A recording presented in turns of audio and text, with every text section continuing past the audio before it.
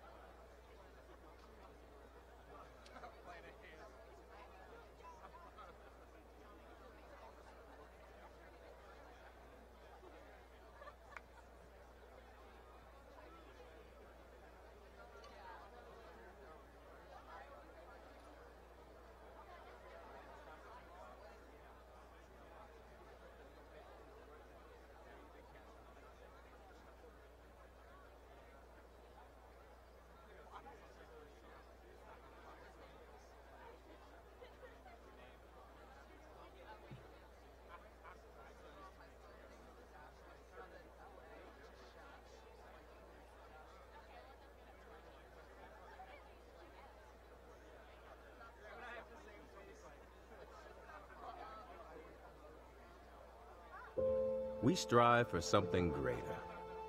To turn imagination into innovation. To take creativity to new heights. And have the courage to pursue our dreams. We embrace what makes us different. Considering, connecting, and engaging to find the value in every person. Where others see obstacles, we see opportunity. We shoot for the moon and we get there. We persevere and see the beauty in resilience. We believe that service transforms our communities, our city, and the world. We are teachers and inventors, philosophers and researchers, historians and artists, entrepreneurs and scientists, performers and athletes, Olympians and Spartans. We were founded to serve, and that's what we've been doing. Opening doors, breaking down barriers, taking giant steps in the pursuit of opportunity and excellence for more than 125 years. We are the University of North Carolina at Greensboro, and we're just getting started.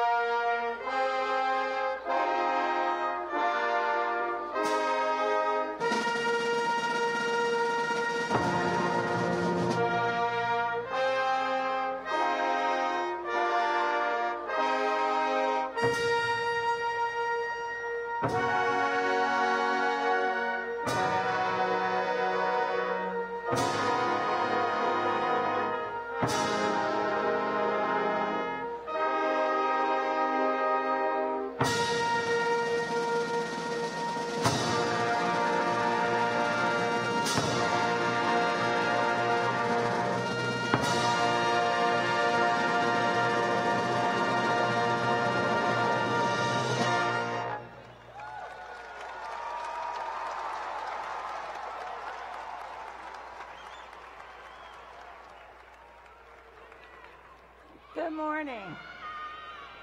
Please stand and join us as we sing the Star-Spangled Banner.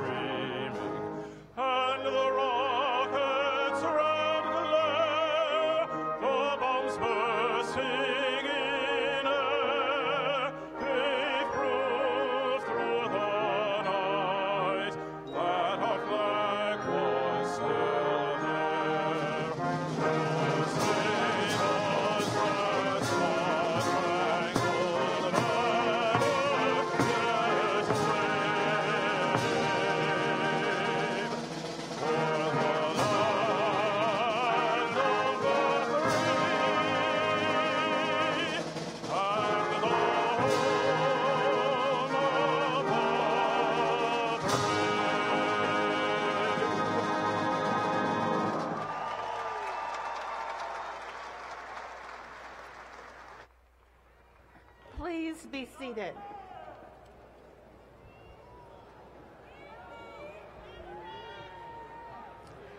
Welcome to the University of North Carolina at Greensboro's May 2018 graduation ceremonies.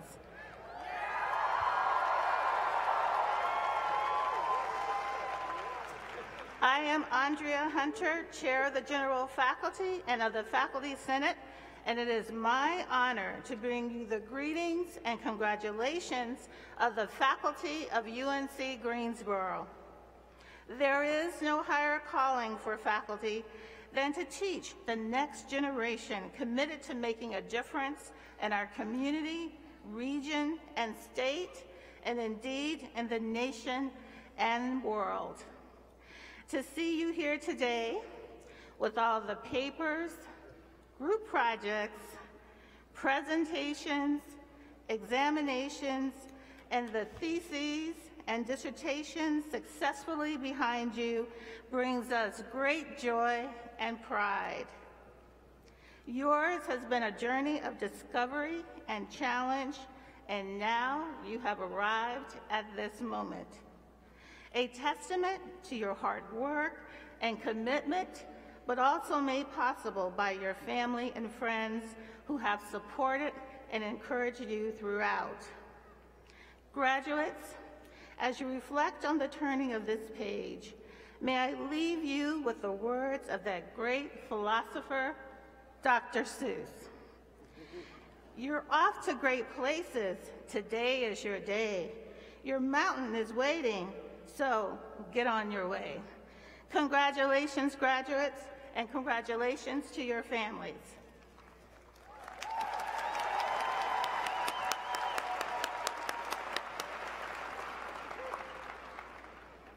I also have the honor of introducing UNC Greensboro Chancellor Franklin D. Gilliam Jr., who himself demonstrates what our graduates are poised to become: transformative scholars, practitioners, and leaders in their fields. Please join me in welcoming our Chancellor, Frank Gilliam.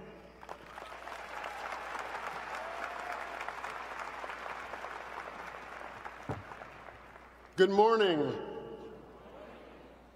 I'm pleased to welcome all of you here, family, friends, and of course, most importantly, our graduates, class of 2018, to our May commencement ceremony. On behalf of the faculty and staff who've had the pleasure of working with you during your time here at UNCG, I congratulate you on your accomplishment. There is nothing that makes me prouder than to look out on this sea of faces and recognize that we've had some small part in this journey of yours. Your presence here represents a culmination of years of hard work and commitment, perseverance, and I've gotten to know several of you as I've ridden around campus in the G-Whip, and I know that the journey hasn't always been easy for you. But whatever your journey, your dedication, your determination, your drive have gotten you to this moment. And you deserve every accolade that is coming your way. Revel in today. Celebrate today. You have earned that right, and it's about earning your way. So today marks the end of one part of your life and the beginning of another. And some of you may be anxious about what lies ahead. And by the way, that is natural. You should feel a little anxious. And parents and family members who are here today, I know you feel a little anxious also. I am the parent of a daughter who graduated in 2015, and she's already decided to change her postgraduate career about 5 times. And I have a sophomore son who's in college. So parents and family, I know that you are anxious as well, and some of us are particularly anxious about the length of stay on our payroll of our students. But our graduates, you're ready. You're more prepared than you even know. You're prepared to tackle what's coming in front of you. You're ready for the challenges that life presents you. And you've done it here. That's our job, to get you ready. And we talk a lot on our campus about taking giant steps, about being bold and fearless in pursuit of something greater than ourselves. And you now sit ready. You're prepared to take giant steps of your own. We will count on you. In fact, the society counts on you to provide the vision, the commitment, the leadership to affect change here at home, in the country, and globally. I'm confident that you will meet these challenges. I've met so many of you and recognize your commitment to the greater good and to making the world a better place. Now, remember, you didn't make it on your own. You not only have had the support of your family and friends, but you now are part of a distinguished group of alumni from UNCG.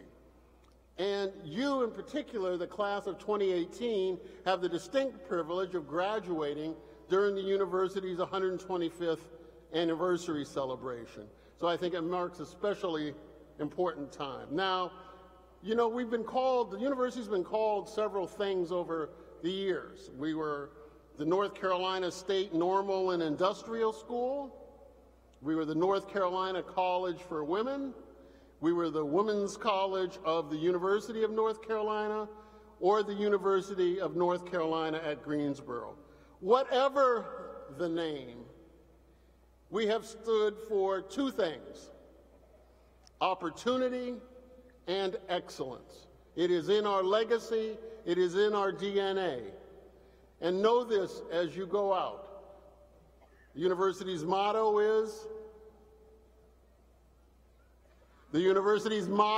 is service. Come on now, I'm not going to give anybody a diploma if you can't give us the university's motto.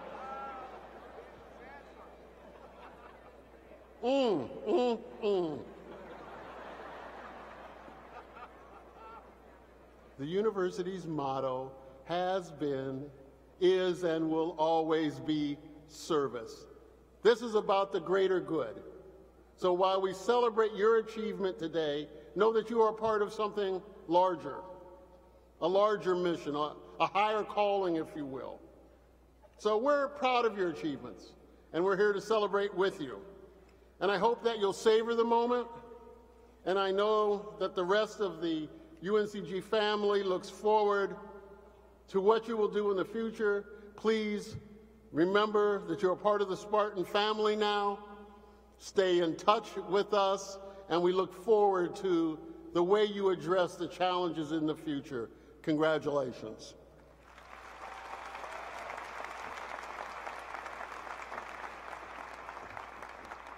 Thank you, Chancellor. I'm Joe Knott from the Board of Governors. Chairman Hayes, Chancellor Gilliam,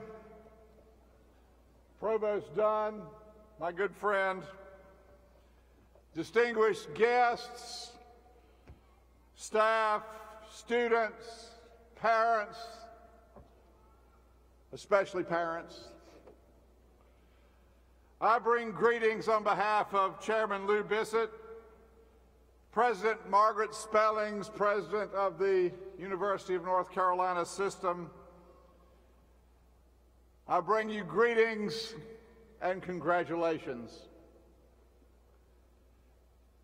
It gives me great pride, and it just makes me happy. This is a happy day. It makes me happy to be here and to see all these students.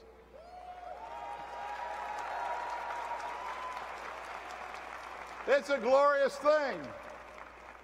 Isn't it, Mom and Dad? It's a glorious thing.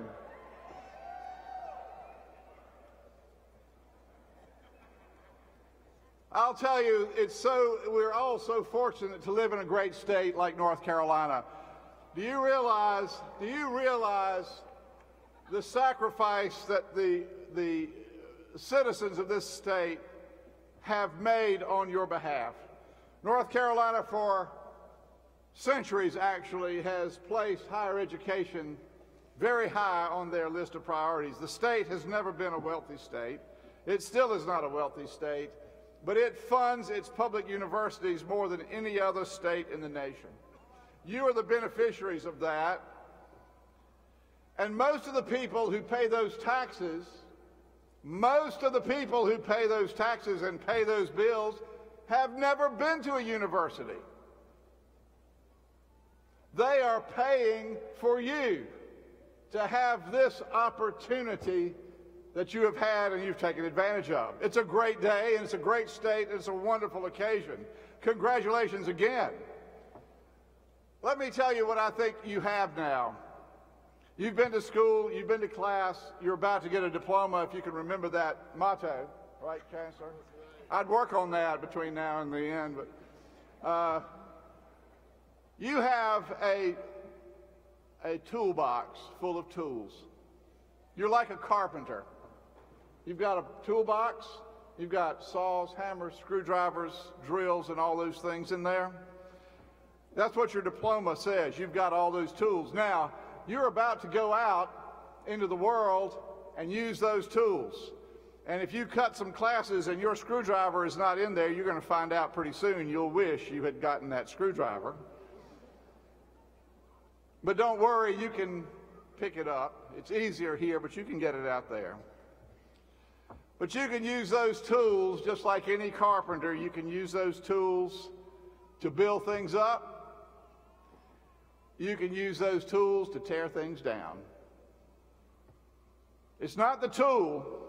You've got the tools. You've got good tools. But it's really you. Are you going to use those tools for good, or are you going to use those tools for destruction? Are you going to build good buildings? It takes care and attention and hard work to build good buildings. Or are you going to build shoddy buildings? You can use the same tools to build a good building or a shoddy building. And you may be thinking you're building a building for your employer, or you're building a building for a job, or you're building a building for career advancement, but you know what you're really building when you use these tools that you've collected here at UNCG? You are building your life. So use these tools. Build good things. Build your life. Make a difference. You will make a difference, but make a difference for good. And again, what a happy day. I think back a long time ago when I was in your place at one of our institutions. I didn't have a wife. I didn't have a career. I didn't have any children. And today, I've had a 40-year career as an attorney. I have the most wonderful wife in the world. I have 6 children. I have grandchildren. I'm serving on the Board of Governors. It's a wonderful life.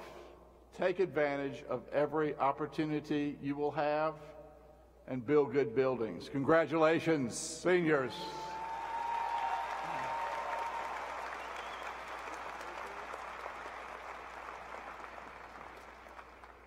Okay, I have another thing. You're not quite through with me. Today, I have the distinct pleasure of presenting the Board of Governors Annual Teaching Award. This is an award the Board of Governors established to recognize the teachers, which, after all, is why we do what we do, to teach and to learn, correct? Teachers are the essence of the university system.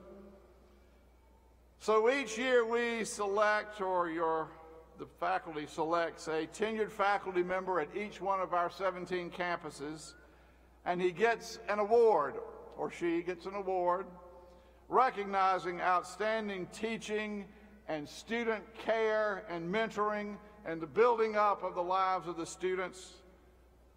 Winners of these awards are highly honored, highly accomplished, and valuable to our whole system, valuable to you. This year, the award goes to Dr. Michael Perko. Have you heard of him? Dr. Perko, aka Dr. Perky, is a professor of health education in the School of Health Sciences, Health and Human Sciences. His journey to this point, being recognized by one of the great universities in the country as one of the great teachers in this university, began at a rather sad moment, which is illustrative of the truth that when bad things happen, you never know where it's going to lead. It actually might lead to a good place. So don't despair. There will be some bad things that happen to you, by the way, along the way. It's not perfect out there. But he was one day just a small boy in class, and he was doing arithmetic, and on his left was a future PhD philosophy professor, and on his right was his future medical student, star student. There were 2 superstars on either side. They were doing math problems on the board, and he was in the middle. And he got to a place and couldn't figure out where the decimal went. He had the chalk in his hand like this. And he froze. And he was hoping the teacher would come and help him. And the other 2 students finished their problems, went and sat down, and he was still standing there, frozen. The teacher finished the class and dismissed the class, and everybody left, and he was still there. He said he'd never felt so small, so insignificant, so unable, and thought that no student should ever face that again. So he has become Dr. Perko, PhD, and he has built his career taking people like you who can't figure out where the decimal goes and helping you understand where and why, and helping you pass that sort of spirit along to the next generation. Dr. Perko is the recipient of this year's Teacher Award from the Board of Governors. Dr. Perko, come forward.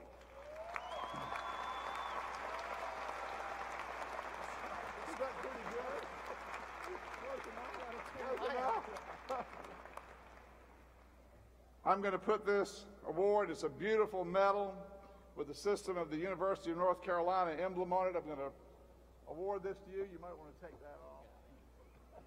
Very good. All right. Dr. Perko, thank you, sir. Congratulations again. Have a great life.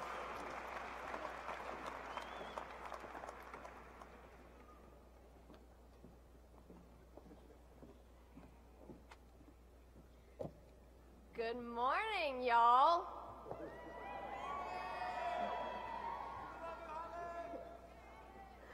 Ladies and gentlemen, distinguished platform guests, and my fellow Spartans. It brings me great joy to welcome you all on behalf of the Student Government Association. I would like to first extend a heartfelt thank you to all of you who have taken your time and dedicated it serving in Student Government Association. Graduates, congratulations. Today is a day each one of you will remember for the rest of your lives. Your research, essays, group projects, internships, clinicals, all-nighters, and every other assignment in between has finally come to fruition. You may have shed a few tears along the way, placed an apple or two on Minerva, and avoided walking under the clock tower like the plague, but you're finally here. You should be incredibly proud of yourselves and your peers around you. Your parents, friends, family, significant others have been rooting for you every single step of the way, and I know they are all proud of you as well. You probably won't remember anything I've said so far, and that's fine. I get it, you just want to go celebrate. I would too, but I'm a junior, got one more year. However, I do want you to remember the one thing that I have learned here at UNCG that has changed my entire outlook on life, and that is to be positive. Rather than viewing your classes, assignments, jobs, and other tasks as responsibilities, look at them as opportunities. Instead of saying, I have to do this, say, I get to do this. Next time someone asks how your day was, I challenge you to focus on what went well rather than what did not.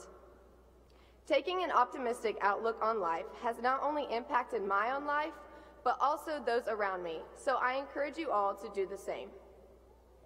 My hope for each of you is that you will continue your path of success, set high goals, and turn your dreams into realities. Spartans, I hope you have enjoyed your time here at UNCG, and I'm looking forward to see what you all accomplish in the future. I won't take any more of your time, but again, I want to congratulate each one of you, and I hope you will get to take some time to celebrate your successes today.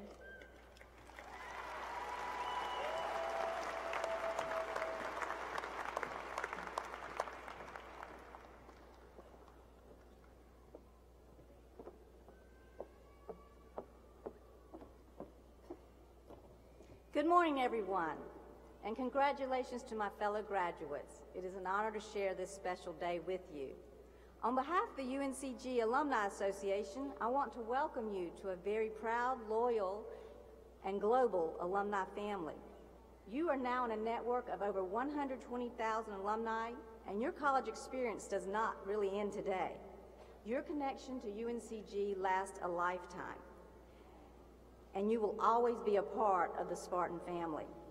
We are driven to support and nurture our current and future alumni, to give back what was given to us, to remember what was while working toward what can be, to do something bigger all together. As an alumni, I'd like to share with you a responsibility that comes with this academic achievement. As a graduate, you represent much of all that is unique and great about our university. Your past accomplishments, your future achievements, the way in which you will live, the values by which you will live. These will all reflect upon the educational value of UNCG. It is your responsibility that we as graduates have to preserve the value and inspire excellence in our UNCG degree. Consequently, much of what people will read, hear, think, and believe about our alma mater will be based upon the actions and contributions of you as graduates. So from this day forward, you're called upon to take on the new role of graduate. And this has many meanings. It may be that you will host internships for students. Once you're in the business world, you may mentor students. You may be called upon to serve as an ambassador for the university and to speak publicly about how important it is to support our great institution. You may serve on a board at the university. And just as you've had many opportunities as students to serve, there are now many opportunities as alumni. So I want to ask you to do 3 things in the next 3 months. And one is to proudly display your diplomas in your home, in your office, any visible area. Be proud and let your friends, family, and coworkers know that you have the UNCG connection. It's a great university, and you are all so awesome representing us. Secondly, recruit a new student and help continue growing our enrollment. The university continues to build a reputation for excellence and opportunity with a student body known as intelligent, hardworking, service-oriented, motivated, and you come from a vast array of backgrounds. You know what it takes to succeed here, so share your experiences with prospective students, and let's keep growing our enrollment. And third and last, please make a gift in support of the university. Support the cause of your choice. There are so many, and every gift makes a difference, whatever the amount. Do so in honor of a faculty member, a family member, your parents, a significant other, anyone who has supported you, or just simply out of loyalty. Because no matter what the amount or reason, your financial contribution will help support our university and grow our alumni participation rates. So class of 2018, congratulations again on your graduation. Remember, once a Spartan, always a Spartan. We are the long ago, the right now, the yet to come. We are UNCG alumni, and welcome to the family. Thank you.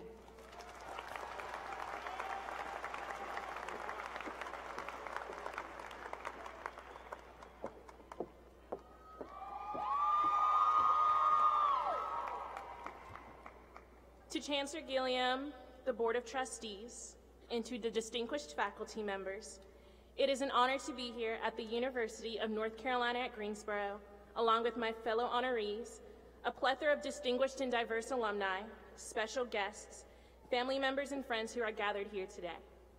But most of all, it is an honor to be here with you all, the graduating class of 2018. Greensboro looks especially lovely today, don't y'all think? The sun is shining, and we're probably already reminiscing on our college experiences.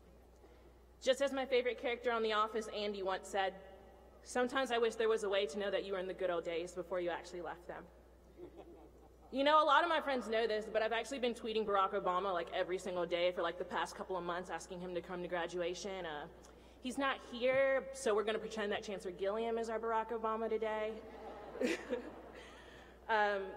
You know, 2 years ago, I sat in the very audience of this Coliseum, and I thought, I'm not sure how, but I'm going to finesse my way into doing this speech, and here I am.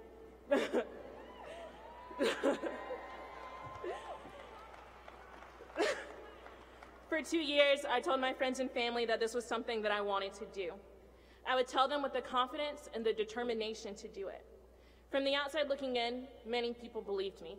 However, I necessarily didn't believe in myself. I didn't know how I was going to be a representation of my graduating class in a manner that I deemed possible. In 1978, clinical psychologist Pauline Clance coined the term imposter syndrome. This term reflects a belief that you are an inadequate and incompetent failure, despite evidence that you're actually quite skilled and very successful. Maya Angelou stated, "I have written 11 books, but each time I think, uh-oh, I've run a game on everybody. They're going to find out now." Today, I am here to tell you, Spartans, that you are not an imposter. You, as an individual, and us collectively as an institution, have succeeded in many ways that we did not deem possible. For 125 years now, the university has strived to do and succeeded that in many things that at times many did not think that we could achieve. From our men's basketball team making it to the NCAA tournament for the first time in 17 years, to our university raising nearly $500,000 in 48 hours, to even getting to the front of the line finally on Fried Chicken Wednesday, or to even sitting here with a cap and gown on as your friends and family watch with pride. We have achieved things beyond measure. So let's talk about it. I'm no psychologist. I didn't even take a psychology class during my undergraduate studies. But it takes no doctorate, master's, or even bachelor's degree to take note of your achievements. And that starts with leading a purposeful life rather than a paperful life. Many times we enter into our college career with a set line of how our lives are supposed to work out. You will graduate in this many years, spend this amount of time getting a postgraduate degree, and you're going to make X amount of money. We live in a society that values the number in our bank accounts rather than our mental and physical well-being. It leads to unhappy lifestyles. It leads to ones where we work ourselves in manners that are unhealthy. We fake it to the world that we are happy because of the degree on our wall or the car in our driveway. However, we start to lose a real purpose. We start to lose what makes each and every one of us unique. Writer Ralph Waldo Emerson stated that the purpose of life is not to be happy. It is to be useful, to be honorable, to be compassionate, to have it make some difference that you have lived and lived well. Every single one of us are here because of the goals that we set for ourselves. And for that, we have to give ourselves a little bit of credit. Whether it was choosing to proudly serve our military and then come back and receive an education, whether it was working late nights or more than one job in order to put yourself through school, or whether it was balancing being a parent and a student, we are all here because of the passion and the drive that we have decided to instill within ourselves. You can Google for an answer, you can Google for a career, you can even swipe right for a partner. But you can't Google what's in your heart, because that is the passion that drives you, that has allowed for you to be here. Now I want to talk a little bit about roadblocks. We've all been there. Within the amount of time that I have spent at this university, there have been things that come up in my life that made me feel as if I would not succeed. I know that has always played into me feeling as if I was an imposter. During the spring semester of 2017, I had the incredible opportunity to study abroad in Lyon, France. While in Europe, I traveled to 13 different countries and 27 different cities. While there, I don't think I have ever experienced so many roadblocks in my life. I constantly had to think on my feet, figure out what's next, and come up with strategic ways in order to get myself out of situations that I deemed impossible. Every single time I got a roadblock in the last 4 years, I always thought to myself, the gig is up, they know I'm a fraud. I always felt like I had to put a front in front of everyone that I interacted with. I could not let the world know that I was a failure. However, Spartans, I realized that I had a choice to make. I knew that I had to take action. Every story you've ever connected with, every leader you have ever admired, every single thing that you have accomplished is the result of taking action. You have a choice. You can either be a passive victim of circumstance, or you can be the active hero of your own life. I wanted to close with this. In the past 125 years since the institution has opened, we have seen incredible amounts of change. Giant steps forward, as our Chancellor may say. As an advocate for our school, Chancellor Gilliam has stated that the challenges are many, but I am confident that together we are equal to the task.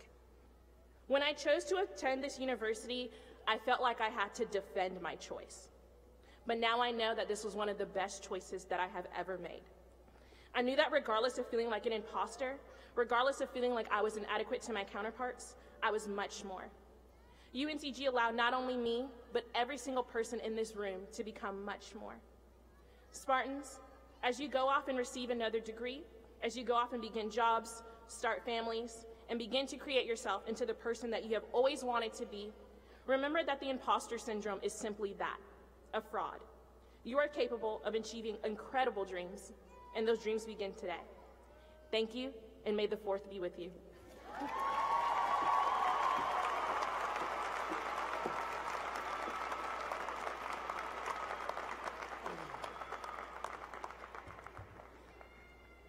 I'm thrilled to announce our keynote speaker, Joey Cheek. Joey is a native of Greensboro. He went to Dudley High School. He's gone on to win Olympic gold in speed skating, I asked him, how did you do that given the lack of ice in Greensboro? But he was a 3-time Olympic medalist, was chosen to be the flag bearer for the United States in the 2006 Olympic Games in Torino, Italy. And more importantly, his picture was on a box of Wheaties. He has all sorts of accolades. He's been the inaugural Heisman Humanitarian Award winner, Time Magazine's 100 Most Influential People. He's in the U.S. Speed Skating Hall of Fame, the North Carolina Hall of Fame, the International Sports Humanitarians Hall of Fame. And when I met him and spoke with him earlier in the week, I understand why he's received these accolades. You quickly realize that Joey holds passions outside of the rink. In many ways, passions that are even more important than his commitment to being an elite athlete. Because Joey seems to have lived our campus motto, which is,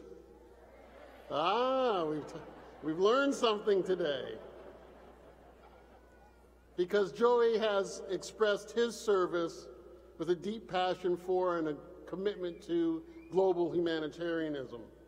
After he won his gold medal, he donated all of his Olympic winnings to Right to Play, which is a global organization that promotes the uses of play to foster quality education, health, and peaceful communities for kids in countries ravaged by poverty and war across the globe, but specifically dedicating his donation to refugees in the Darfur region.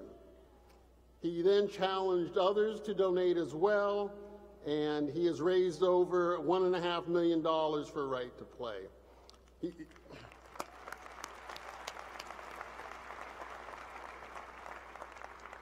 He's also a co-founder of Team Darfur. It's an international coalition of more than 500 athletes from around the globe to raise awareness regarding the humanitarian crisis in the Sudan and an advocate for an end to the war in the Sudan.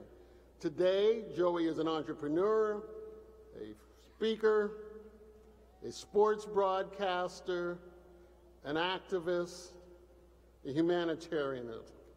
Today, as I mentioned, he will receive another accolade as he will be inducted into the North Carolina Sports Hall of Fame in Raleigh this evening. You know, earlier this year I wrote in one of my musings about a song I was inspired by the artist Keb Mo, entitled There's More Than One Way Home. And I think Joey's story exemplifies that theme, that there's more than one way to achieve. And he has found his path. So please, with no further ado, please join me in welcoming Joey Cheek.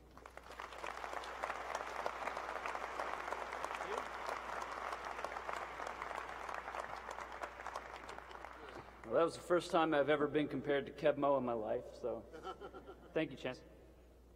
He was a hip-hop artist back in the 80s, 90s? No? We're hit blues, yep, no. Hitting it out of the park right from the start. Faculty, staff, administrators, professors, certainly students, but most importantly, checkbooks. I mean parents. Parents, I mean. Good morning and congratulations. It is a great pleasure for me to be giving this address today. Commencement speakers are often storied business people, educators, writers, legislators, celebrities. Unfortunately, you guys don't have any of those today. But I would posit that is not what you really want. You don't want a person who's had everything made for them. You want a person who's experienced some real pain in life, someone who has faced the agony of societal outcast, someone who knows what suffering really and truly feels like. You want a man who spent his formative years, all of his teens, and well into his 20s wearing full-bodied spandex tights for a living. And you're in luck. In my preparation for this speech, I was actually a little bit nervous, and not due to the speaking per se. I've given hundreds of speeches, mostly corporate over the years, but the commencement address, this is a particularly thorny beast. The speaker, yours truly, is tasked with gifting the eager audience with witty bon mots meant not only to entertain, but to enlighten people who already know everything, 22-year-old college graduates. The speaker is challenged with offering you the last words of guidance you will hear before you start your journey into your own career. So I want you to keep in mind that the man you're about to hear from has never had a real job a day in his life. And take that with a grain of salt. So depending on your goals, this is either going to be the best advice you've ever heard or the worst. I do have some perspective, however.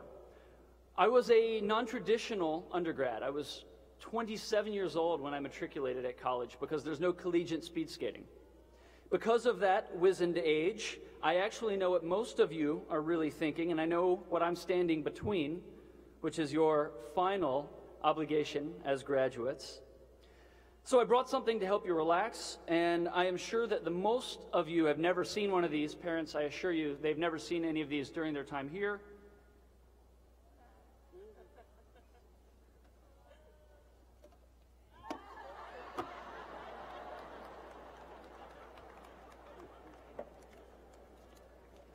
And just so you know, actually, your parents are here, and so I didn't do this. My original plan for that joke was to actually crack one and pour it out here and just set it up here. But I thought about your parents, and then more importantly, I thought about my mom who's sitting right over there, and I felt her eyes boring into me. So you're just getting the empty solo cups for today. But I guarantee you there's not another commencement speaker in the country that's flanked by these bad boys. Well, speaking of cool rollerblading, I've had the perspective now of being a gold medalist for over 12 years. The one thing I can guarantee you in life is that as cool as it is to be an Olympic gold medalist, being a rollerblader isn't. But that's how I grew up. My childhood home is about 4 miles from here. And when I was about 9 or 10 years old, a kid in my neighborhood and I convinced my mom, again, sitting right over there, shaking her head, to let my brother and I join the local speed skating club at Skateland North on Church Street. Have you ever been there? All right. This is why there's not many rollerbladers anymore. From the moment I put skates on, I was obsessed. I loved to race, I loved to compete, and perhaps most importantly, I loved to train. The life of Olympians has become enshrined in the public consciousness, and for the most part, everything you hear about the Olympics is true. For 10 years, I woke up every morning. I trained 6 or 7 hours a day, 6 days a week, 11 months per year, year after year after year. To my coach's knowledge, I too had never seen a red solo cup. In the summer for training, we'd ride more than 2,500 miles on road bikes just for base training. We spent countless hours hunched over in that speed skating position, if you've ever seen the sport. The best way I can think to describe how training for my sport feels is imagine yourself doing a wall sit, and now imagine doing it for the rest of the day. In fact, if you want right now to share a little bit of what it feels like to train for speed skating, I've got good news, you can. While you're sitting, lean forward in your chairs just a little bit so the weight's going through the balls of your feet. Flex those legs just a little bit, just enough to lift your rear off the seat, but no higher. And now hold yourself for the rest of my speech.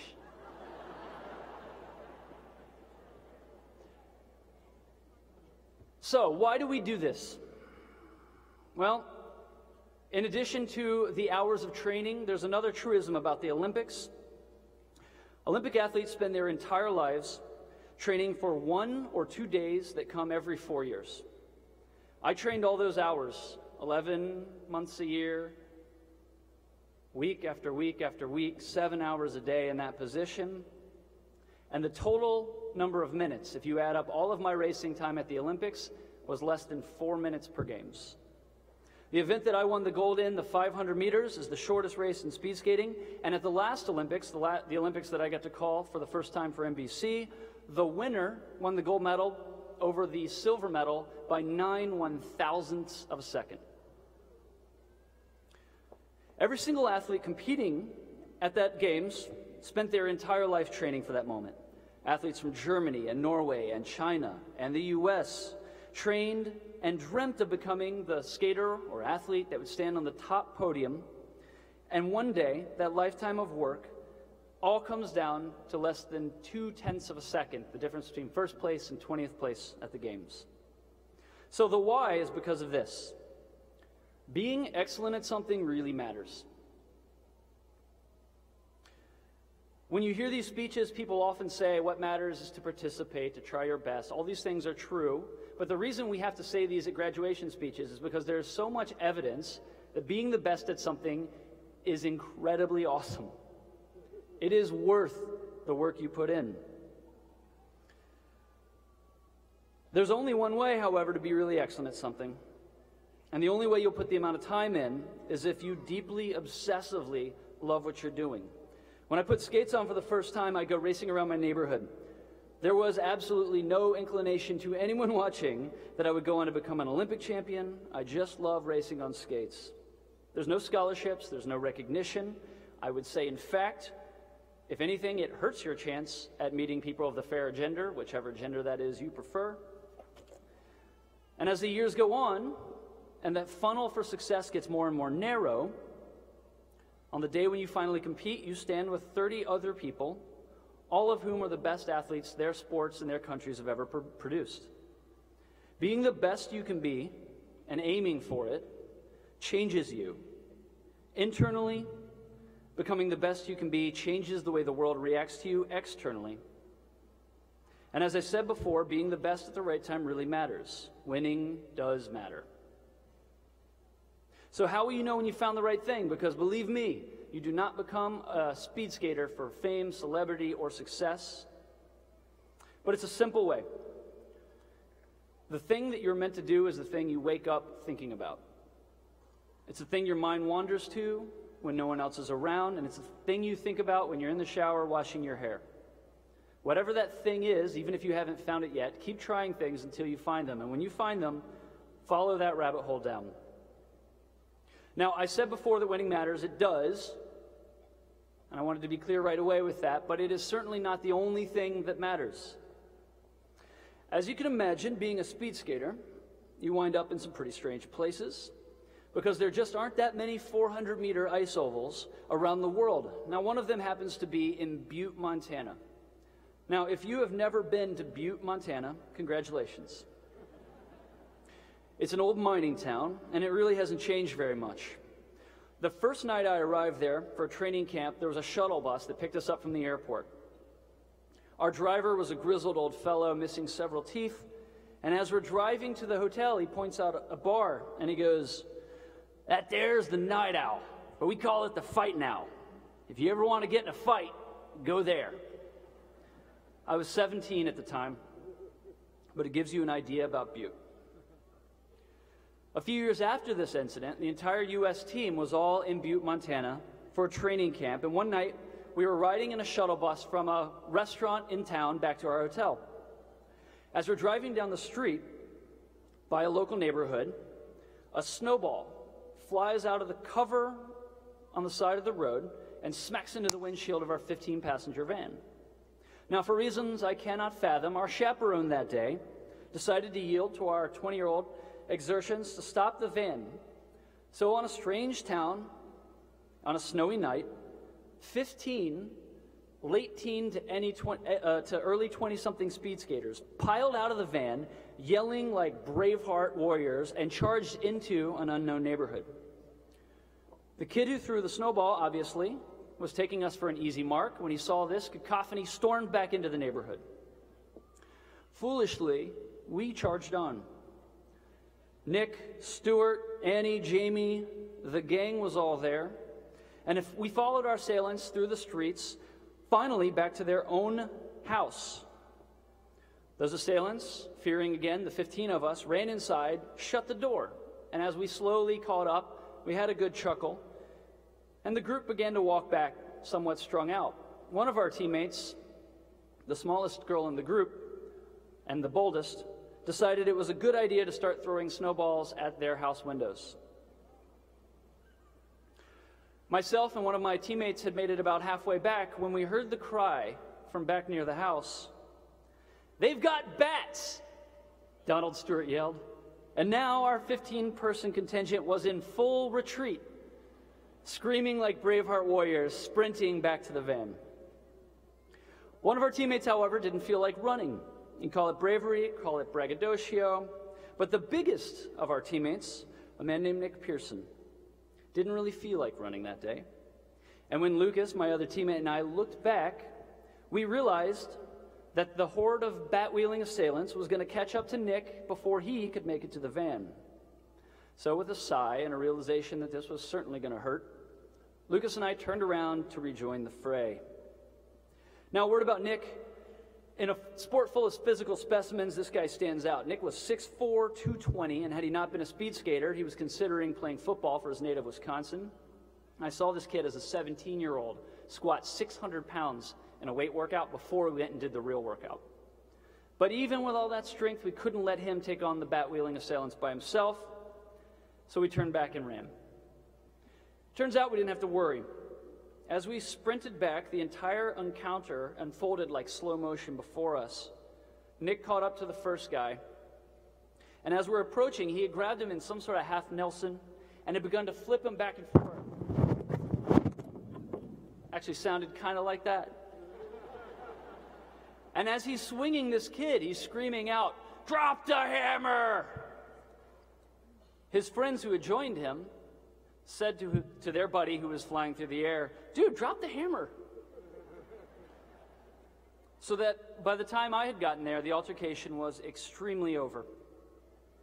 And if any of you guys have ever been in a neighborhood brawl that turned out to be not that big a deal, as testosterone-fueled kids will do, after we clearly established dominance, and by we I exactly mean Nick Pearson, everybody shook their hands and said, yeah, you should, don't throw snowballs. And yeah, don't come in our neighborhood. Yeah, and we went our separate ways. By the time we got back to the hotel, it seemed everything was fine.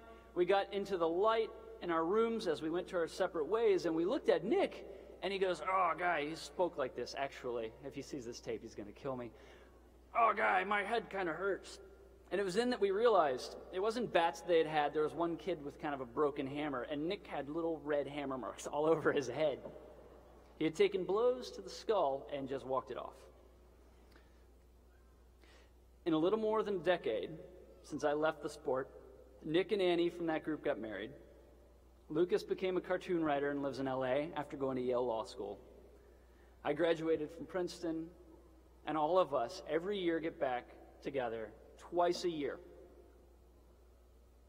One of the things that you may not realize yet is that you have most likely met the large percentage of your best friends in life already. As you get older, you'll meet more friends. You may meet your future spouses. You'll meet other people who will be deeply meaningful in your life, but you only get one first of anything. My second piece of advice to you is this: the friendships that you've made with each other, with your high school friends, but you've made up to this point, cherish and maintain those friendships. In the years since I've won those medals, I don't remember any workouts. I remember very few races and rewards. And when my friends and I get together, never once has any of them mentioned any of the Olympic medals I've ever won. But we always talk about the head injuries that Nick Pearson had when we were chasing those guys down in Butte. Finally, much has been made about the donation that I made after winning the gold medal in Torino that Chancellor Gilliam alluded to. By way of background, the U.S. Olympic Committee has a medal bonus system.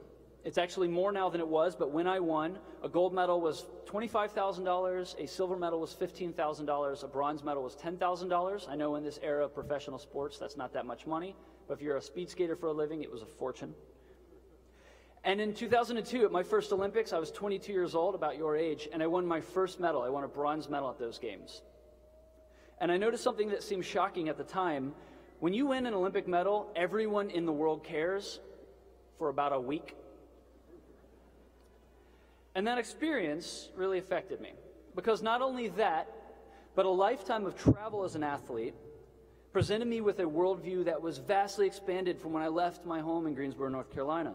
I met skaters from Germany whose parents grew up behind the Berlin Wall. I met skaters from China who were plucked from their village because they showed promise at 9 years old and had never lived at home again. I met skaters from Russia who were very likely in the early phases of a doping program that wouldn't be revealed until years and years later and resulted in that company being suspended from this being suspended from this Olympics in 2018.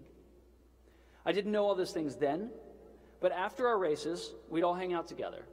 All the athletes from all the countries of the world, we'd go to cafes, we'd race around Europe and Asia, and we'd meet there, and we'd hang out, and we'd laugh.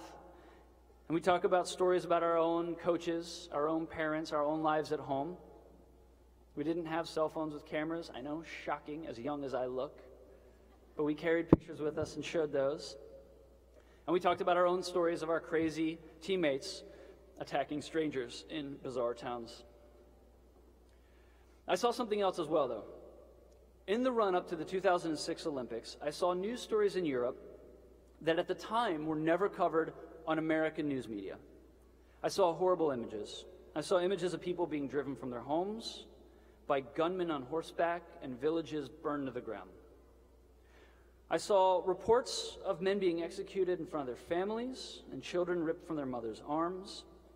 And unlike the persistent hum of terrible news that we observe in the past and that I observed in the past and that we see every day, somehow these images just made it through my filter in my subconscious that prevents us from internalizing that constant barrage of things that we see. And for just a brief moment, I had a realization. These things are actually happening to human beings. Due to my stature, I was getting ready for the Olympics. I'd just become the world champion in speed skating, and I had a good shot at winning medals. I felt like I had an ability to affect change on an issue that really mattered.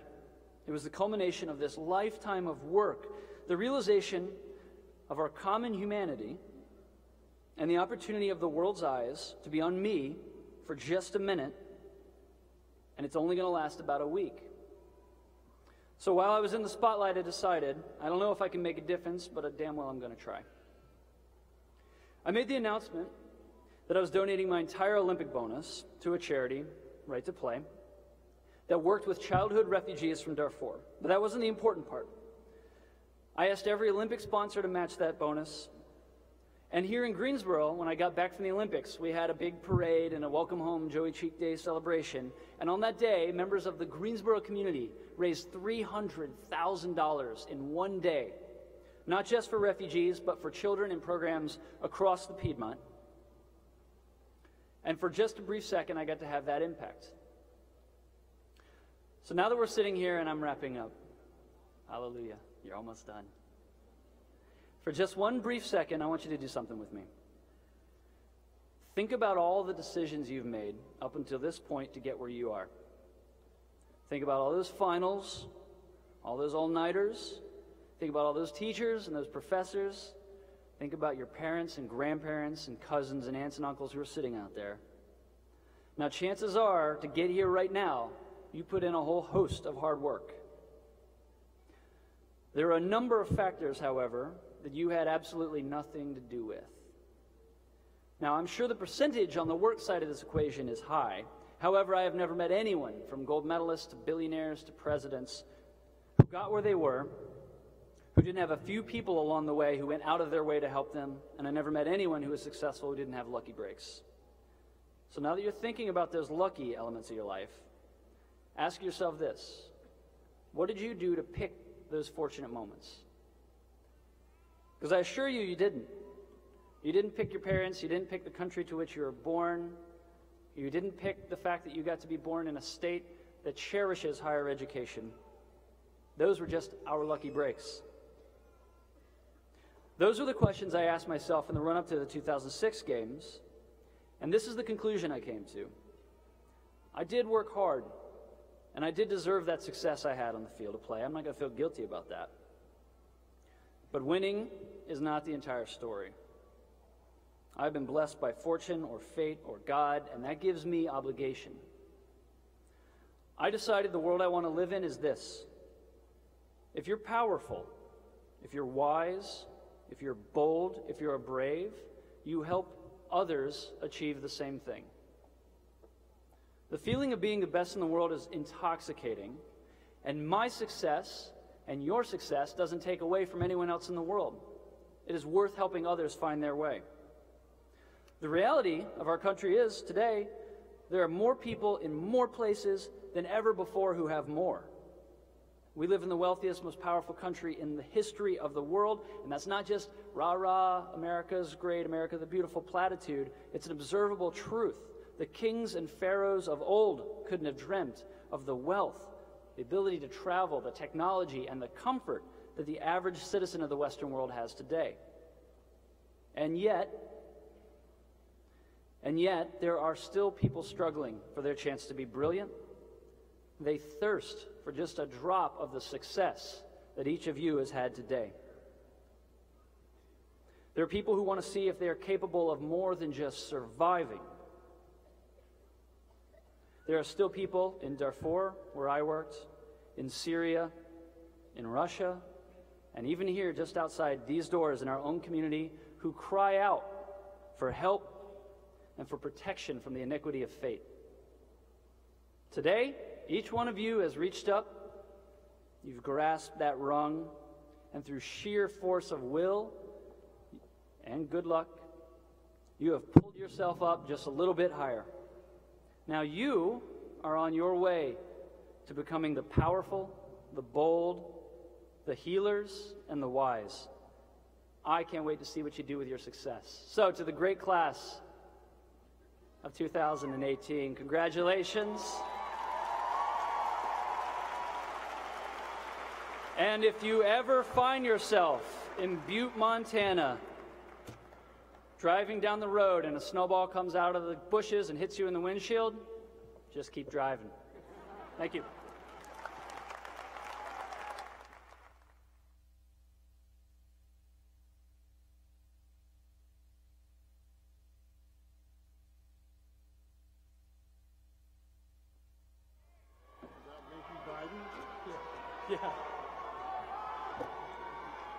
Thank you, Joey Cheek, for those thoughtful and inspiring words. Thank you very much. At this time, it is my pleasure to recognize all degree candidates and to authorize Chancellor Gilliam to confer the degrees. Speaking for the Board of Trustees in this university and acting under the delegation of powers by the Board of Governors of the University of North Carolina, I authorize you, Chancellor Franklin Gilliam, Jr., to confer the appropriate degrees upon the candidates approved by the faculties. Today, UNCG will award approximately 2,658 earned degrees.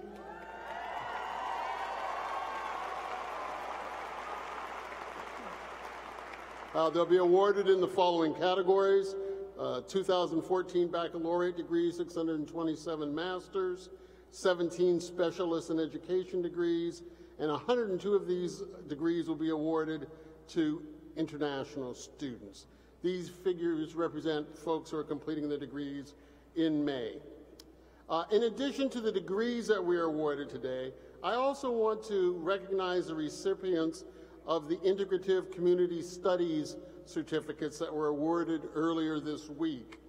At UNCG, in conjunction with our nonprofit agency partner, Beyond Academics, we've pioneered an innovative program that allows young adults with intellectual and developmental disabilities to participate at the university. It's North Carolina's first and only 4-year university certificate of program of study, and it promotes personal growth and development of these students within a richly diverse and inclusive environment. Through the program of studies, the graduates have demonstrated their capabilities for living on their own, attaining employment of their choice, and meaningful involvement in their community. I love the students from Beyond Academics. They're some of our most enthusiastic students on campus. Will the students from the Integrative Community Studies program please stand and be recognized? Where you are, they're in the back there. There might be.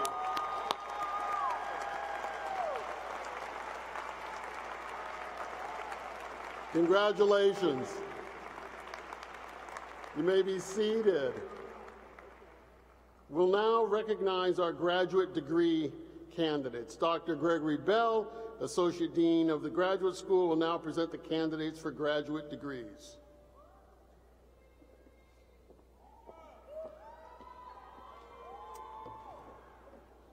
A doctoral hooding ceremony was held yesterday afternoon in the UNCG auditorium, in which 87 doctoral degrees were awarded. Some of those doctoral degree recipients are joining us today as members of the faculty procession. Will our newly conferred doctors please stand and be recognized?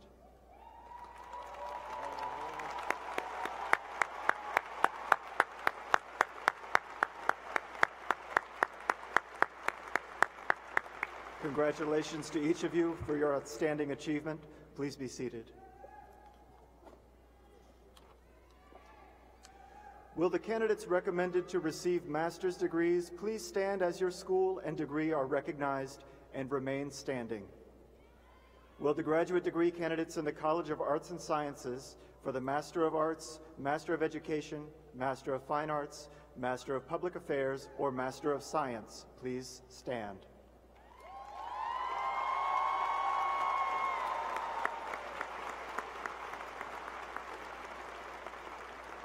Will the graduate degree candidates in the Joseph M. Bryan School of Business and Economics for the Master of Arts, Master of Science, or Master of Business Administration please stand?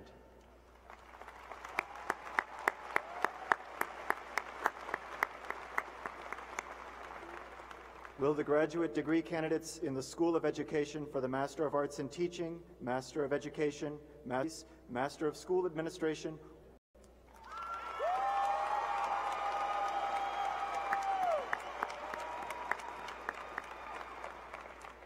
will the graduate degree candidates in the School of Health and Human Sciences for the Master of Arts, Master of Education, Master of Public Health, Master of Science and Athletic Training, or Master of Social Work please stand?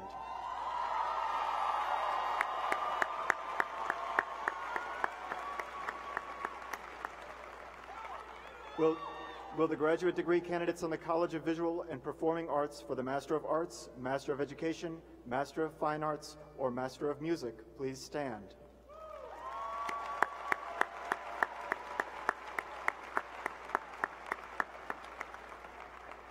Will the graduate degree candidates in the Joint School of Nanoscience and Nanoengineering for the Master of Science please stand?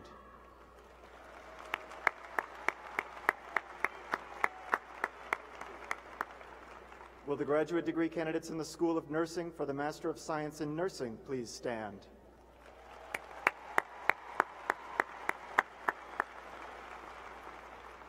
Will the graduate degree candidates in UNCG Online, the Division of Online Learning for the Master of Arts degree, please stand?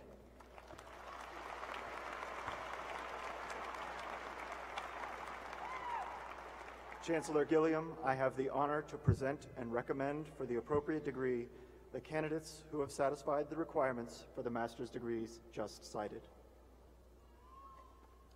Acting on the recommendation of the graduate faculty as conveyed by Associate Dean Bell and by virtue of the authority vested in me by the Board of Trustees and the President of the University of North Carolina, I hereby confer the degree upon those of you who have met the requirements for the master's degree for which you have been recommended, with all of its rights, honors, and responsibilities. Please join me in congratulating the recipients of the master's degrees.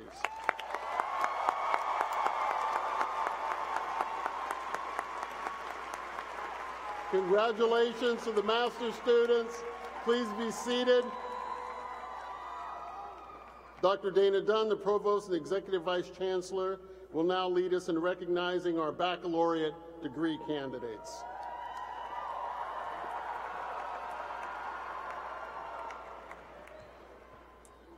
Dr. John Kiss, Dean of the College of Arts and Sciences, will now present the candidates for the baccalaureate degrees from the college.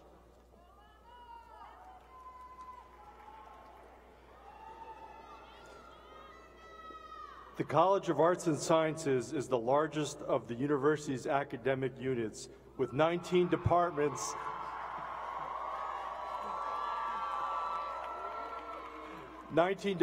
and several interdepartmental programs. These encompass the humanities, social sciences, natural sciences, and mathematics. Through this wonderful diversity of offerings, the college has provided an education that has given you the skills and knowledge needed for success in the complex and changing world in which we live.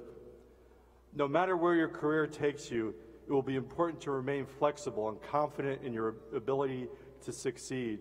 The present time may be full of unexpected challenges, but we are convinced that your experience here has prepared you to embrace these challenges as well as for the opportunities that they bring with them. Across all of the college's academic programs, our fine faculty members share a deep commitment to advancing discovery and learning. They bring that commitment both to the classroom and to hands-on experiences such as independent research and internships.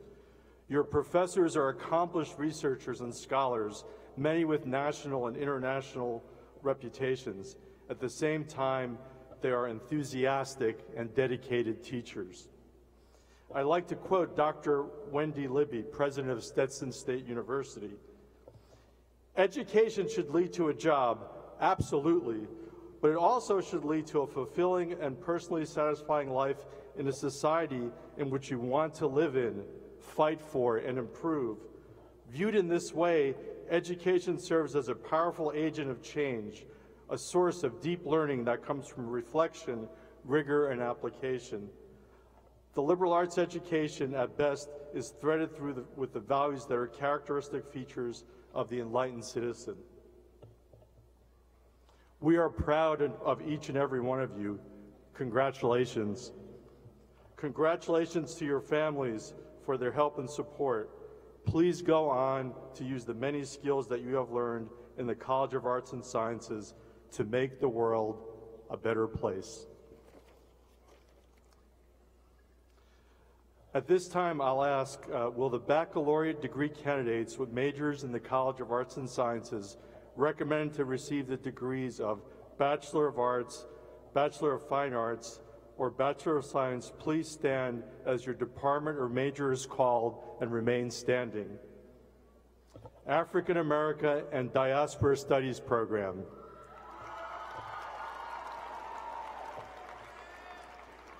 Department of Anthropology. Department of Biology. Department of Chemistry and Biochemistry. Department of Classical Studies. Department of Communication Studies.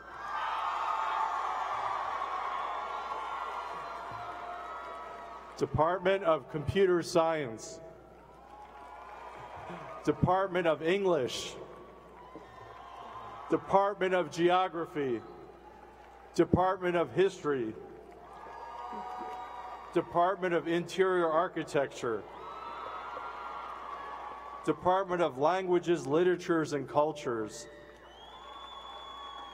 Department of Mathematics and Statistics. Department of Media Studies. Department of Philosophy. Department of Physics and Astronomy. Department of Political Science. Department of Psychology. Department of Religious Studies. Department of Sociology. Women and Gender Studies program. Special programs in liberal studies including archaeology, environmental and sustainability studies, humanities, integrated science, international and global studies, professional studies, and social sciences, and finally, majors in independent studies. Please join me in congratulating the baccalaureate degrees candidates.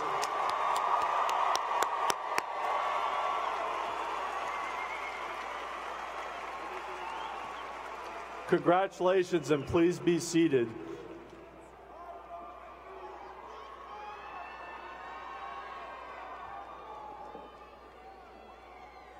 Dr. Dr. McCrae Banks, Dean of the Joseph M. Bryan School of Business and Economics, will present the candidates for the baccalaureate degrees from that school. Thank you, Provost Dunn. When I'm asked to speak about the Bryan School and what we do there, often I talk about rankings, and we have a ton of those. Often I talk about student accomplishments, and we have a ton of those as well.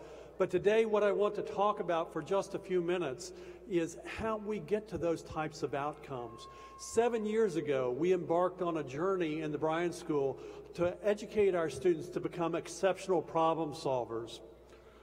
We wove into that in a tight way 4 pillars that executives told us were really important to them: innovation, globalization, sustainability, and ethics. We also added to that the importance of global experiences for our students, and on top of that, we added a ton of hands-on experiences, most of them real-world experiences with real companies and other organizations for our students to engage in. This makes us unique amongst business schools in the world. Most schools have parts of these things, but very few of them have all of these things.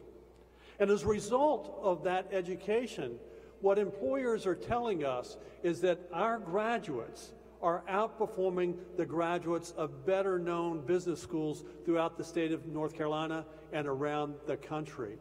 And so, yes, I think that's worthy of applause. So with that in mind, will the baccalaureate degree candidates with majors in the best business school in North Carolina, the Joseph M. Bryan School of Business and Economics, recommended to receive degrees of Bachelor of Arts and Bachelor of Science, please stand as your department is called and remain standing.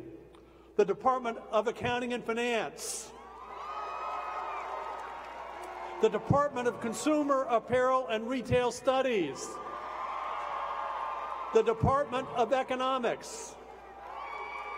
The Department of Information Systems and Supply Chain Management. The Department of Management. And the Department of Marketing, Hospitality, Tourism, and Entrepreneurship. Please join me in congratulating the baccalaureate degree candidates from the Joseph M. Bryan School of Business and Economics.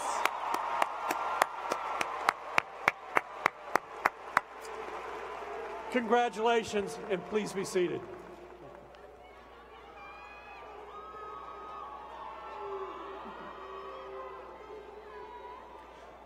Dr. Randy Penfield, Dean of the School of Education, will present the candidates for the baccalaureate degrees from the school.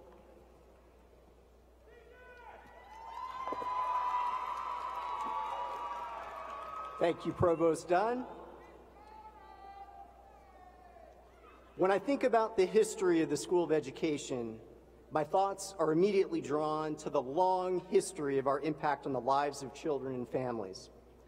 For nearly 100 years, dating back to its initial establishment in the 1920s, the School of Education has been an essential component of kindergarten through 12th grade education in our region and the state. From the 1920s to the 1960s, much of the emphasis of the School of Education was on preparing teachers through undergraduate preparation. During those years, education was among the largest majors on this campus, and graduates of our programs were instrumental in developing an exceptional teacher workforce for the growing population of our state. As we entered the 1970s and 80s, the School of Education expanded to include graduate degree programs across a wide range of areas, like, and listen for your name here, school counseling, library and information studies, special education, professions in deafness, assessment and evaluation, and school leadership. The School of Education recruited nationally acclaimed researchers in these areas and developed academic programs that are now recognized as being among the very best in the nation. Today, the impact of the School of Education is broader than ever before. Our graduates are exceptionally prepared and ready to have an enormous impact on the lives of children and families across the state. It was true a century ago, and clearly it's true today. We are now a hub of research and innovation, and the discoveries made by our faculty are helping improve how educators teach, how students learn, and how communities thrive. And the impact of this work extends not only across the state, but across the nation. And while we lead cutting-edge research, we remain dedicated to partnering with schools and organizations in our community. In the past year alone, our faculty and students have provided over 250,000 hours of service to school districts and community organizations. 250,000 hours. Folks, that's 250,000 hours, and we do it every year. Now that's a history of impact.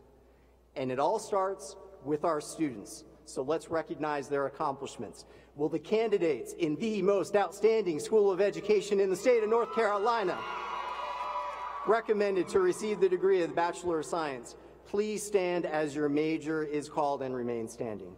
Elementary education. Middle grades education. Professions in deafness. Special education, and the dual major in elementary education and special education. Please join me in congratulating the baccalaureate degree candidates from the School of Education.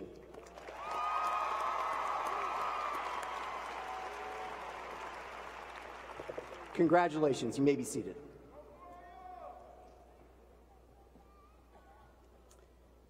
Dr. Celia Hooper, Dean of the School of Health and Human Sciences, will present the candidates for the baccalaureate degrees from the school.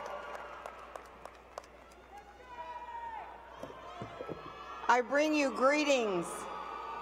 As a fellow alumna, I got my master's in 1974 from UNCG. I am wearing my mother's class ring from 1945, Women's College, and I hope someone in this audience in 73 years will be letting their child wear their ring, and one of you will become Dean of the School of Health and Human Sciences. The School of Health and Human Sciences has a long and storied history.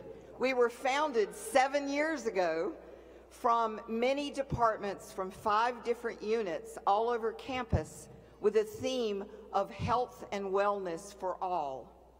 We're very proud of our 8 departments and nearly 60 programs in the school. They include Communication Sciences and Disorders, which is audiology and speech-language pathology, Community and Therapeutic Recreation, which includes recreation, events management, and therapeutic recreation. It includes Human Development and Family Studies, many programs throughout the lifespan, kinesiology, including athletic training, exercise physiology, fitness leadership, and other programs. Department of Nutrition, also including dietetics, Peace and Conflict Studies, which includes a new program next year helping the military receive a graduate degree for peace around the world. Department of Public Health Education, including our well-known health coaching program, and the Department of Social Work, which has a joint program with North Carolina A&T State University, and our gerontology program, and finally our genetic counseling program, helping families all over the state. And I would like to point out that all of our students in this school adhere to our theme, not only service, but making the world safer, healthier, and more just as we go out on our 850 internships each year. Please join me in congratulating these candidates. Will the candidates with majors in the School of Health and Human Sciences recommended to receive the degrees of Bachelor of Science or Bachelor of Social Work, please stand as your department is called again and remain standing. Communication Sciences and Disorders, Community and Therapeutic Recreation, Human Development and Family Studies, Kinesiology, Nutrition,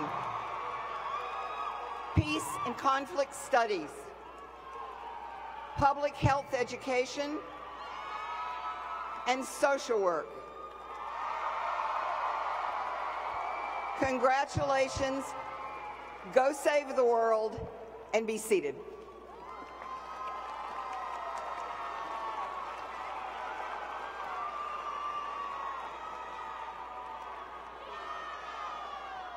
Dr. Robin Remsburg, Dean of the School of Nursing, will present the candidates for the baccalaureate degree from that school.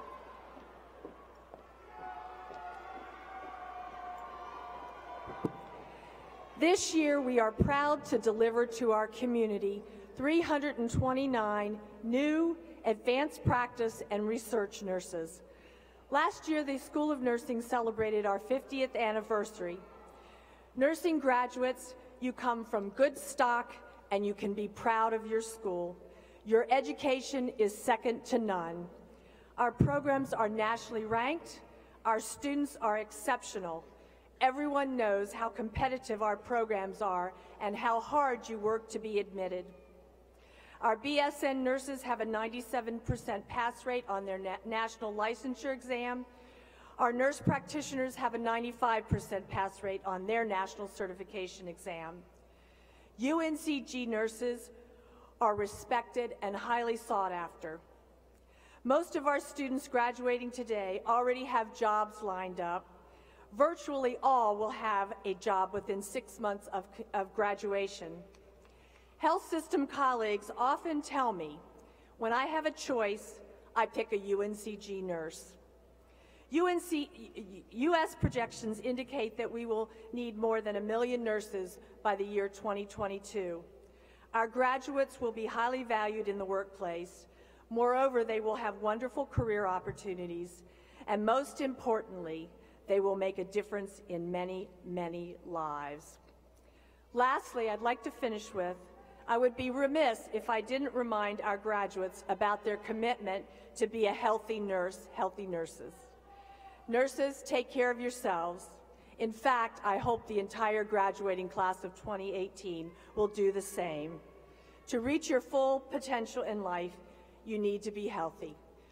Thank you.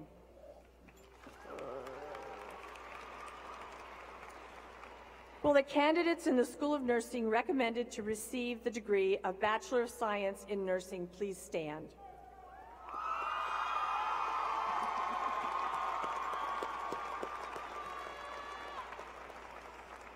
Please join me in congratulating the bachelor degree candidates from the School of Nursing.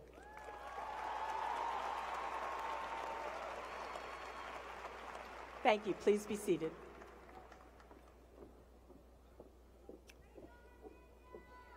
Dr. Peter Alexander, Dean of the College of Visual and Performing Arts, will present the candidates for the baccalaureate degrees from the college.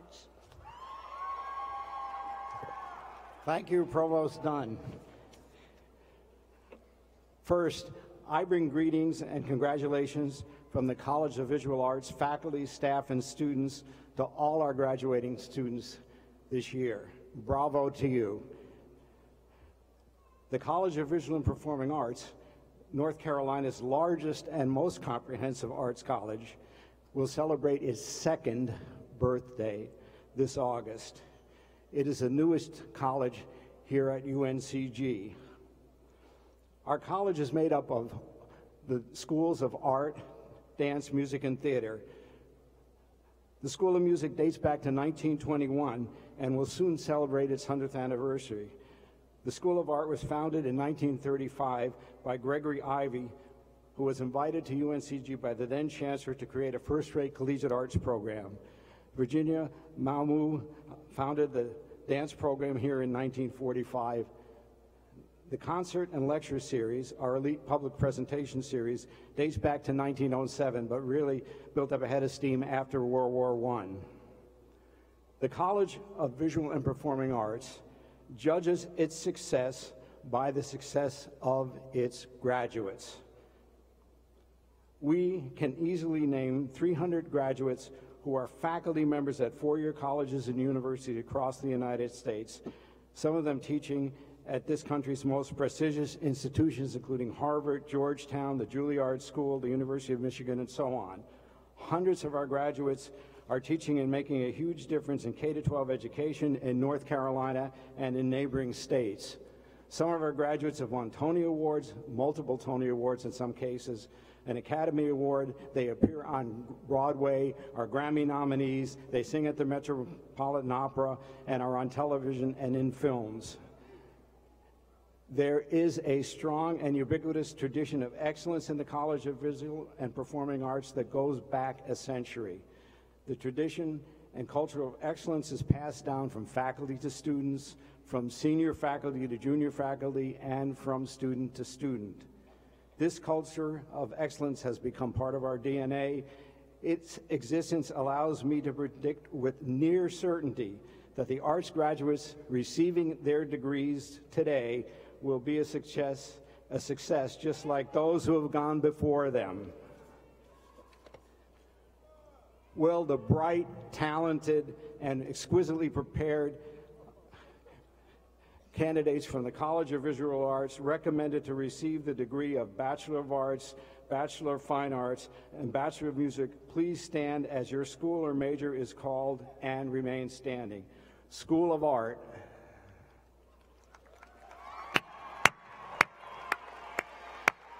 School of Dance. School of Music. School of Theater. And the Arts Administration program. Please join me in congratulating the baccalaureate degree candidates from the College of Visual and Performing Arts.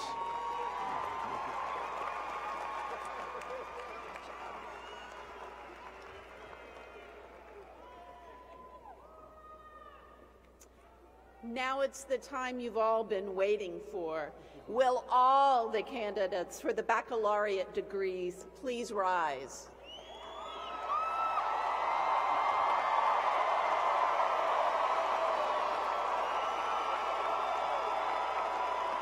Chancellor Gilliam, I have the honor to present and recommend for the appropriate degree these candidates who have satisfied all the requirements for the baccalaureate degrees. Acting on the recommendation of the faculty as conveyed by Provost Dunn and by virtue of the authority vested in me by the Board of Trustees and the President of the University of North Carolina, I hereby confer the degree upon those of you who have met the requirements for the bachelor's degree for which you have been recommended with all of its rights, honors, and responsibilities. Congratulations to each one of you. Will all the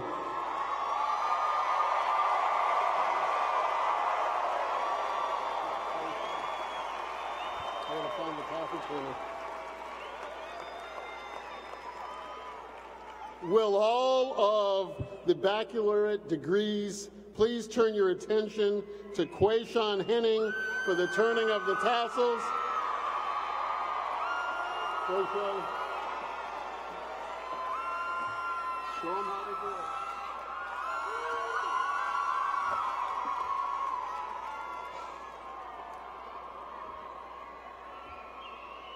Good morning. Good morning to the friends, the family, and of course, my fellow graduates before me today.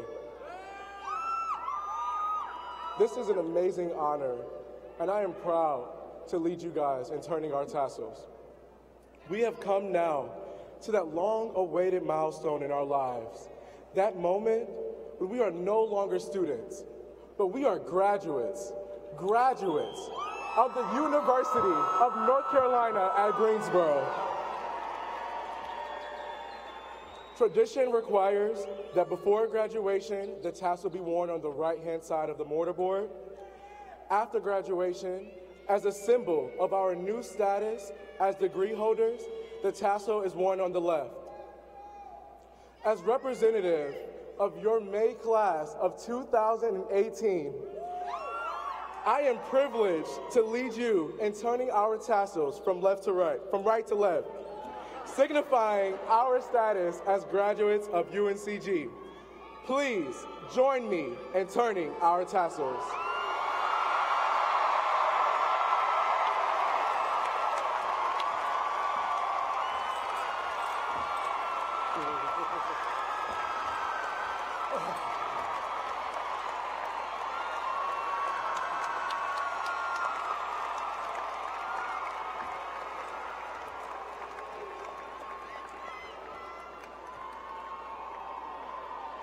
Congratulations, Class May 2018. Please be seated.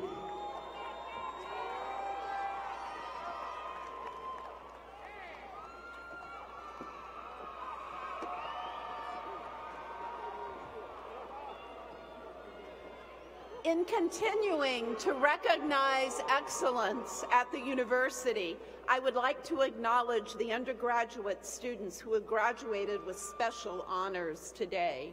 These honors are summa cum laude, which requires a minimum grade point average of 3.9, magna cum laude, which requires a minimum grade point average of 3.7, and cum laude, requiring a minimum grade point average of 3.5. Will the graduates please stand as I call your honor designation and remain standing while we recognize your achievements. Summa cum laude. Magna cum laude. Cum laude.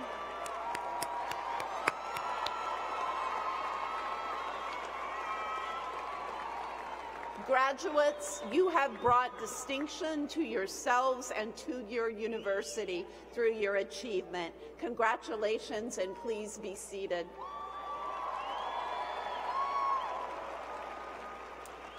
The University Disciplinary Honors Program offers undergraduates the opportunity to complete a rigorous plan of study that complements the work they do in their majors. The capstone of their honors work is the Senior Honors Project. It's a project of independent scholarship, much equivalent to a master's degree thesis. The students who completed the honors program this year and the titles of their senior honors projects are listed in today's commencement program. Would you please stand today and let us recognize you?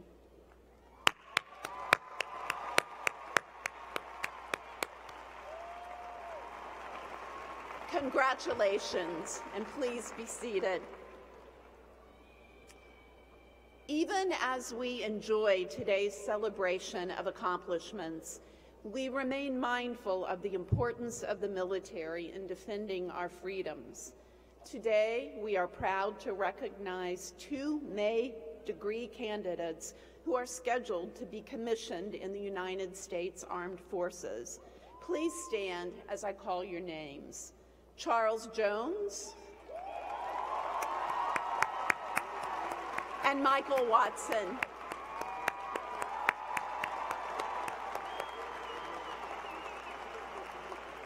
Thank you, and please be seated.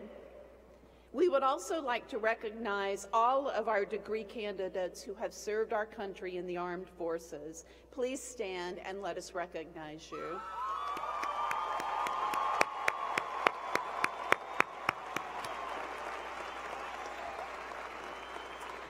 Thank you all, and please be seated.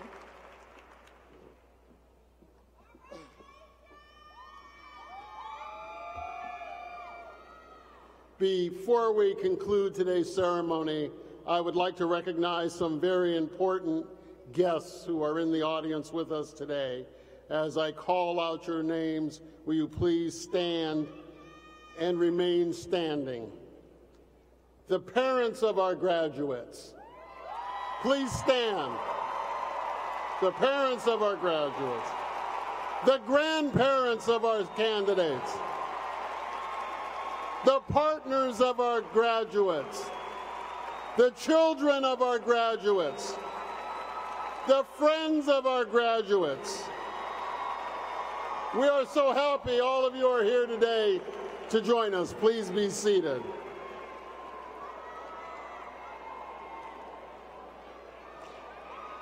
I'd also like for the faculty of UNCG to stand so that our new graduates can express their appreciation for all you have done. Our faculty.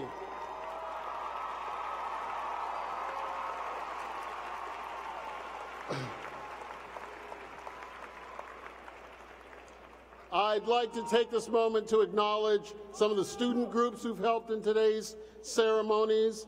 The university marshals provide leadership throughout the year and are integral to this ceremony. Marshals, please give them a round of applause. The commencement band and song leader are providing the beautiful music today and are selected from our nationally recognized School of Music. Please give them a hand. And our graduating seniors from the Professions in Deafness program in the School of Ed provided interpretation of the two songs for the ceremony. Please give them a hand.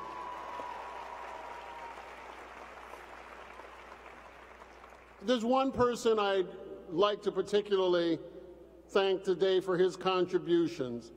I wish to acknowledge Dr. John Locke, Director of Bands and the University Wind Ensemble, who retires from UNCG this spring.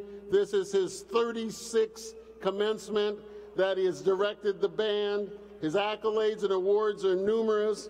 He's contributed to the university, and he runs a summer camp. Please give Dr. Locke a hand. John.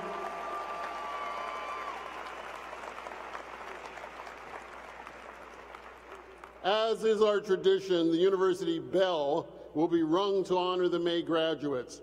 Today's bell ringers are Mrs. Sarah Horton Stewart, class of '69, and Mr. Tassif Aziz, May class of 2018.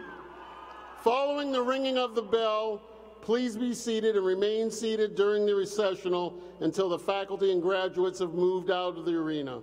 Now will you please stand for the singing of the alma mater and remain standing for the ringing of the bell.